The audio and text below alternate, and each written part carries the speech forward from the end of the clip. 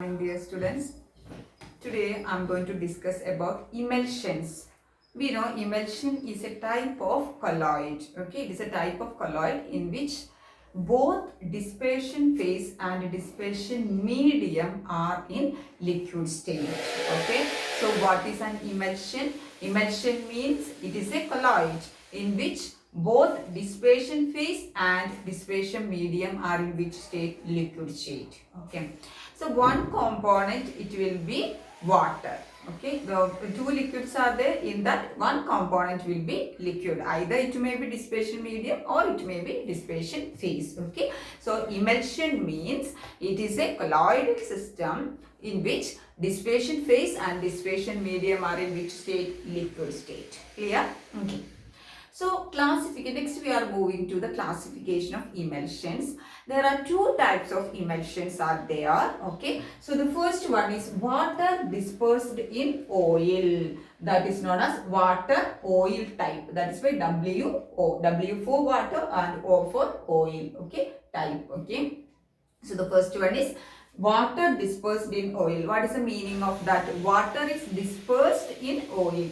So water is acting as the dispersion phase and oil is acting as the dispersion medium. So water is the dispersion phase and oil is the dispersion medium. So here you can see here this is the colloid. Okay, this is an emulsion in which here this part, this is oil. Okay, in that the water, you can see the circle, that is the droplets of water. Okay, so here water is dispersed inside the oil. Okay, so water is the dispersion phase and oil is the dispersion medium. Example for this type of water oil emulsions are butter and cream. Okay, so butter and cream is actually they are milk products, right? So milk contain all the fats, then proteins, etc. are there. That is in the form of liquids, right? Okay, so the liquid, okay, so that is there and along with water is there in milk. So milk is an emulsion. Okay, in that what is there? Water and other contents are also in the form of liquid. So after solidifying milk we will get which one? Butter and cream. Okay, so example for water dispersed in oil or water oil type is butter and cream. Second one is oil dispersed in water. Oil dispersed in water means oil is the dispersion phase because it is dispersed and the water is the dispersion medium. So that is why it is oil water type. O means oil and W means water type. Okay. So here you can see here this is oil droplets. Okay, oil droplets is that is the dispersion phase, that is dispersed in water. So here entire part is what is that? It is water. Okay, so here oil droplets is acting as the dispersion phase and water is acting as the dispersion medium. Example for this type of emulsions are milk.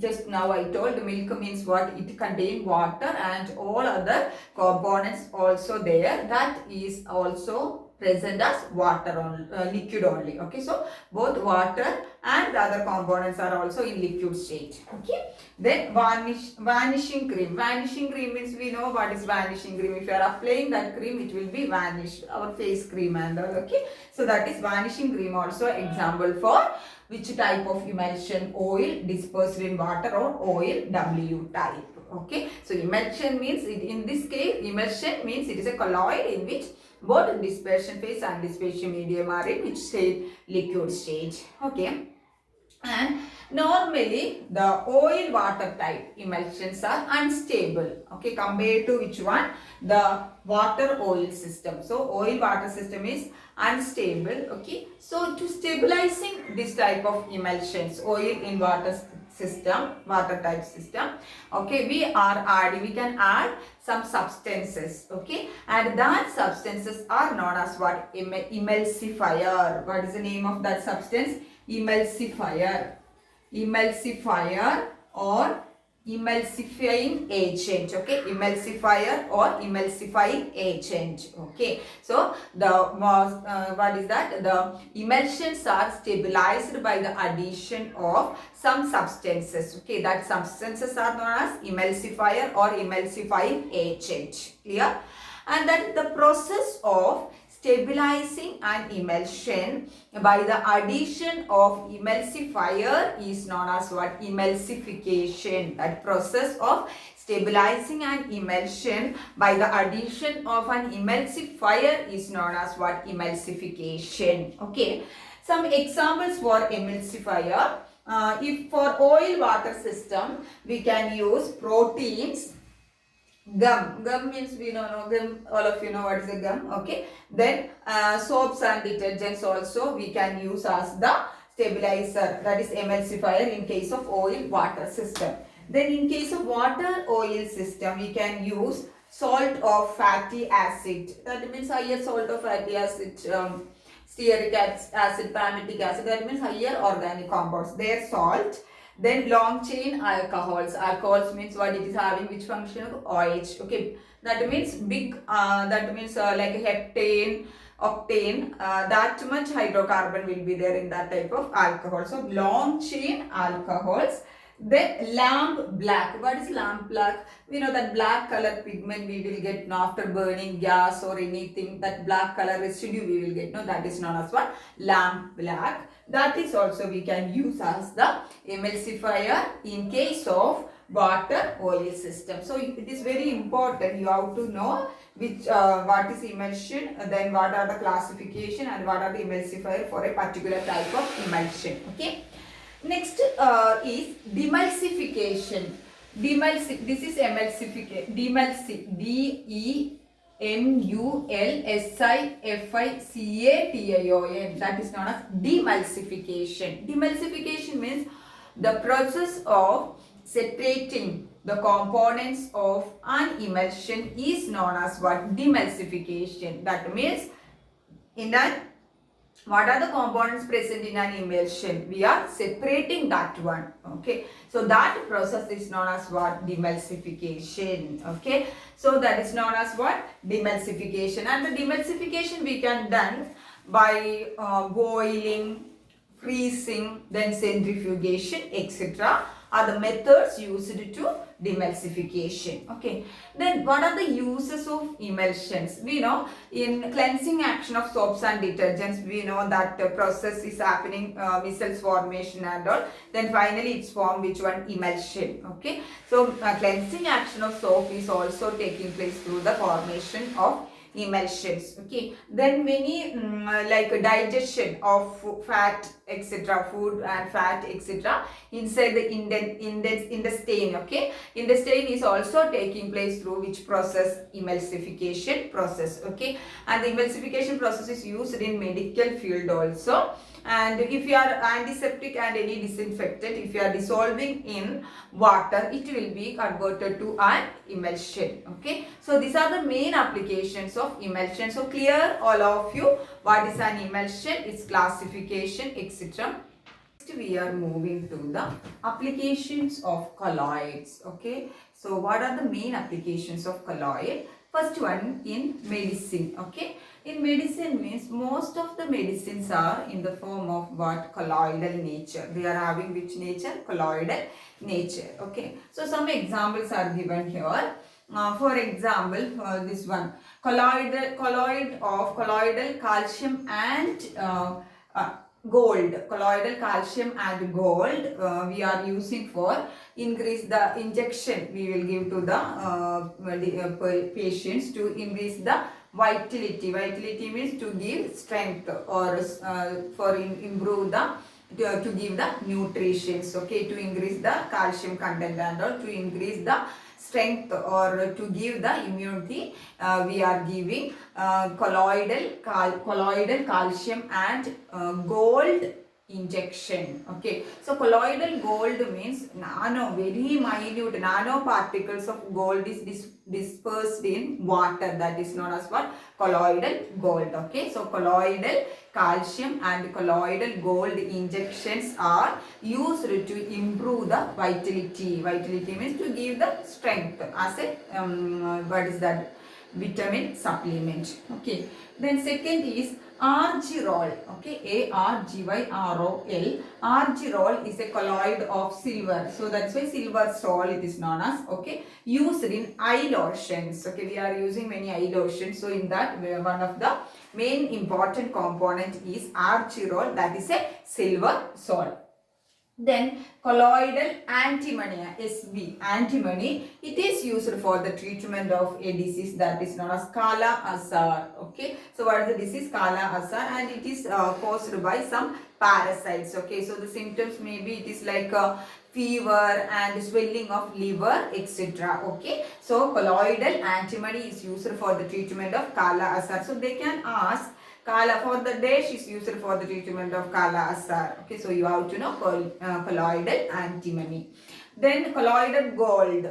It is also used for intramuscular injection. Okay, so for weakness and all, muscle weakness and all, for that we can use this one colloidal gold for the intramuscular injection. Then milk of magnesia. Milk of magnesia usually used for stomach disorder, gastric problem will come. No, that time we can use, they are using milk of magnesia. So all these type of many are there. This is only few examples. They are having which nature? Colloidal nature. Okay. Then second application is very important application, that is smoke precipitation using Cottrell, C-O-T-T, Cottrell precipitator. Okay, so that means we know most of the cities, the smoke and the dust, okay, the colloidal particles or the particles present inside the smoke and dust is the main cause for the pollution, air pollution in most of the cities, okay, industrial cities. Okay, so the particles present in the smoke, that is known as the smoke particles, and also the dust particles is the major cause for the air pollution in most of the cities. Okay, so how we can remove the particles present in the smoke? Okay, so for that one apparatus is using, that is known as what? Cottrell precipitator. Cottrell precipitator is mainly based on electrophoresis principle. Okay, electrophoresis means we know the charged colloidal particle will move to the oppositely charged electrode and they will be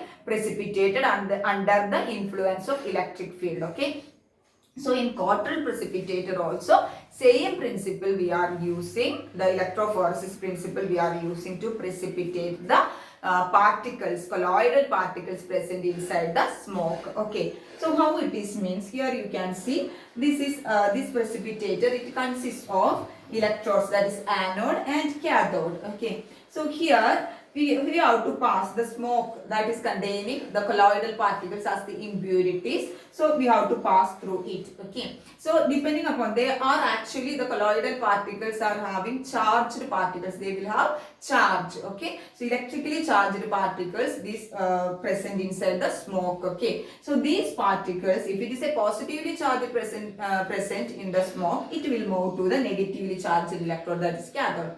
If a negatively charged colloidal particle is present in the smoke, means it will move to the positively charged electrode under the influence of electric field and they will be deposited. So here you can see we are how to pass through it, that is the smoke containing impurities particles. Okay, impurities as colloidal particles. So depending upon the charge, it will move to anode and or cathode and it will be precipitated here. This precipitate we can remove. Okay, so here we can collect the dust free gas, that means the gas free from the smoke, that is free from all the colloidal particles. Okay, so dust free gas we can collect from here. Okay, so Cottrell precipitator is used to purify or remove the colloidal particles present in the smoke. Okay, so the main principle based on main principle behind this Cottrell precipitator is which one? The electrophoresis. Okay, so mainly arsenic oxide. Okay, this is a main impurity or colloidal particle present in the smoke is removed by this Cottrell precipitator. So clear all of you? The first two application is in medicine and the second one is which one? The smoke precipitator using Cottrell precipitator. So it is very important, clear all of you this topic. Okay, Cottrell precipitator you have to learn, and these the name of the colloids we have to know.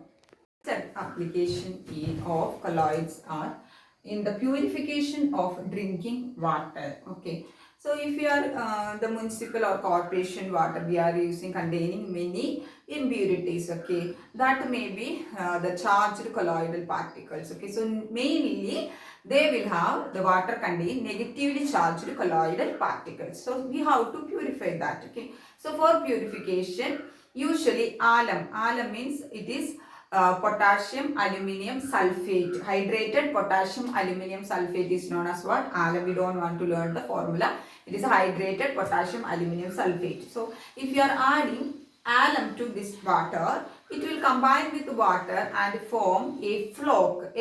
FLOC, floc, and this is known as what? Hydrated aluminium hydroxide. So what will happen when alum, for purification of this type of water, if you are adding alum, it will combine with water and form a floc. Floc means it is hydrated aluminium hydroxide. Okay, and it is having which charge? Positive charge. So the floc is having positive charge. Okay, but the impurities present, the colloidal particles present in the water is having negative charge. So this positively charged floc and negatively charged colloidal particles will combine together and they will settle down and they will coagulate. So we can easily separate and we will get the clear water. So that is the first, next application. Then next one is rubber industry. Rubber industry means we know the latex obtained from the rubber tree. Okay, the latex obtained from the rubber tree containing negatively charged rubber particles. They are colloidal particles. Okay, so negatively charged colloidal rubber particles are present in. Okay, and along with water is there. So we have to separate the rubber particles from the latex. Okay, so for that we can boil it. Okay, so if you are boiling, what will happen is it will undergo coagulation. So the rubber particles will undergo coagulation and we can separate and we can use it. Okay, so that is the in rubber industry. Next one is coming leather tanning. Okay, we all the time we are hearing the term leather tanning. What is that? It means, okay, so we know the leather is obtained from where? The animal hides or animal skin, right? Okay, so these animal hides are usually positively charged colloidal particles. Okay, so we have to soak these animal hides or skin in tannin. Tannin means TANNIN. Tannin means it is obtained from the bark of trees. Many trees, most of the trees it will be there. So it is obtained from the bark of tree and it is polyphenolic compound. That means it's an chemically it is an organic compound. Okay, so it is obtained from the bark of trees. Okay, so the animal hides or animal skins we have to soak in this tannin. Okay, so it will improve or increase the strength of animal skin or strength of the leather. Okay, so that is known as what? Leather tanning. So what is leather tanning?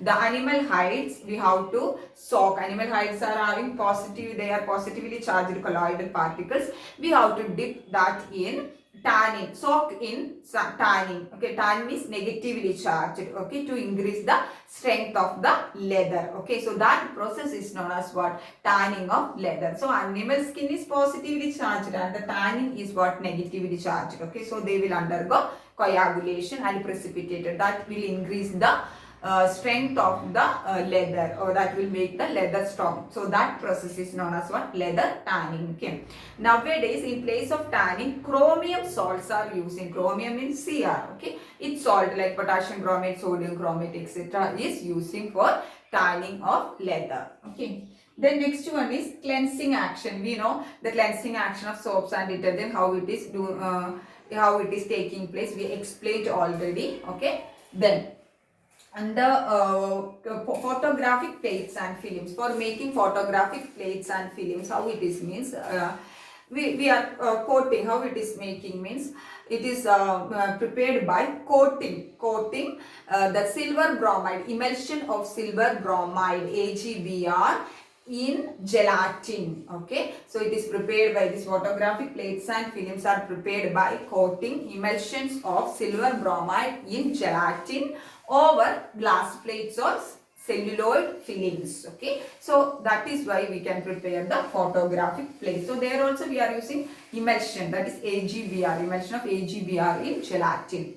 Next one is industrial products. Industrial products means paint, ink, rubber, graphite. Many industrial products are having which type of nature? Colloidal nature. Okay, so that is the end of this chapter. So the summary of this chapter, I will start from the beginning. We started with the terms adsorption, absorption, different types of adsorption, that is physical adsorption, chemical adsorption. Then after that it was Friedrich adsorption isotherm, then lyophilic colloid. Then we came to colloids, that is classification of colloids, that is lyophilic colloids, lyophobic colloids, then homogeneous catalysis, heterogeneous catalysis, then colloid, their properties, their preparation, then their applications. Okay, so that is the end of this chapter. Thank you, girls.